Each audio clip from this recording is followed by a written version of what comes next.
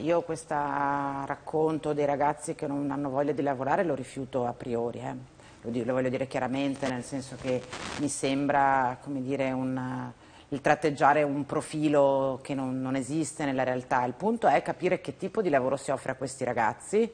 con che tipo di prospettive e con che rapporto di stabilità. Il primo tema è la questione della cosiddetta fuga dei cervelli. Il Veneto è una delle prime regioni da cui questi ragazzi scappano. Allora, prima di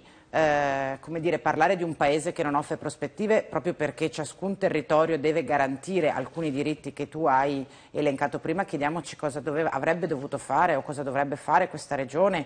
per i nostri ragazzi, perché il Veneto è dopo l'Emilia-Romagna è la regione che esporta di più talenti e non esporta ragazzi con una bassa qualifica, esporta, tra virgolette, ragazzi fortemente qualificati, fortemente formati, cioè sui quali il sistema scolastico nazionale ha già fatto un investimento importante. Ora io penso che noi a questi ragazzi non dobbiamo pensare che ci basti offrire loro un contratto a tempo determinato, stagionale e precario durante la stagione estiva, flessibile è stato detto. Guardate, io avrei sperato che la pandemia ci avesse almeno insegnato a uscire da quel paradosso per cui la flessibilità non era più precarietà, era la voglia di correre del mercato del lavoro. Invece purtroppo vedo che è un argomento che ancora tiene. In realtà in questi anni il Paese ha sempre tentato di produrre innovazione nel mondo del lavoro senza però mettere in discussione la necessità di avere un posto di lavoro stabile,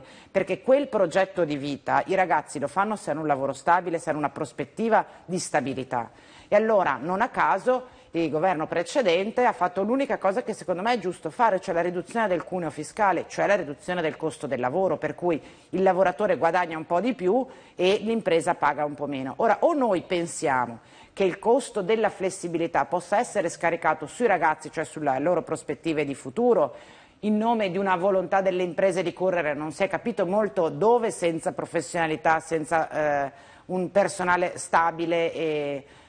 formato. Io invece penso che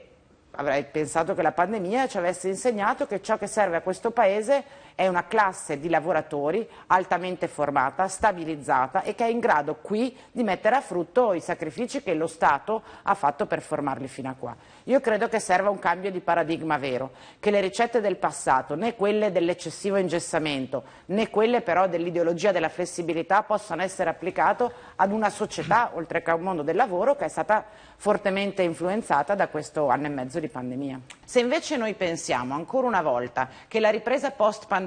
del Veneto e dell'Italia possa essere costruita sulle spalle e alle spese dei lavoratori, dei giovani lavoratori e aggiungo e delle donne lavoratrici, perché insieme ai giovani l'altro grande dramma dal punto di vista lavorativo di questo Paese è la condizione femminile, se voi pensate di costruire, dicevo, uno sviluppo post-pandemia alle stesse medesime regole del capitalismo sfrenato, che è quello che ci ha portato a schiantarci, perché è vero che il Veneto esporta moltissimo, ma l'indice di esportazione del Veneto è in calo costante da 5 anni. È vero che il Veneto ha un PIL molto alto, ma il PIL del Veneto è comunque in calo da 10 anni. Non è vero che è una delle prime regioni in Europa per prodotto interno lordo, lo era 15 anni fa. Certo, oggi, quando c'erano delle regole, c'era un tessuto economico che permetteva di lavorare. Certo, infatti 15 anni fa sono stati esattamente gli anni in cui eravamo amministrati da gente come lei che ha fatto schizzare il debito pubblico a livelli incalcolabili e che oggi pagano i giovani sulle loro spalle.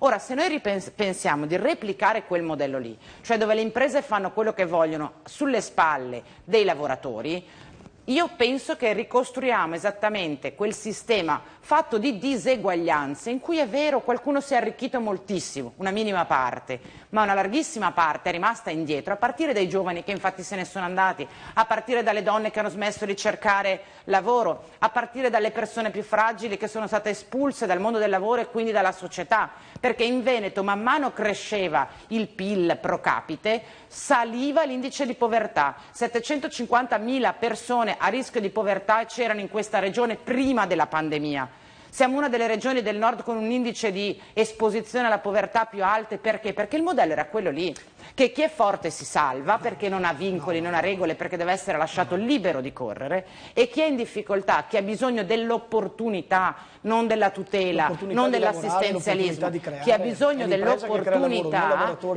dell'opportunità, si arrangia. Io penso che se noi riproduciamo post pandemia un modello sociale ed economico come quello che ci ha condotto fino a qua, perdiamo un'occasione storica.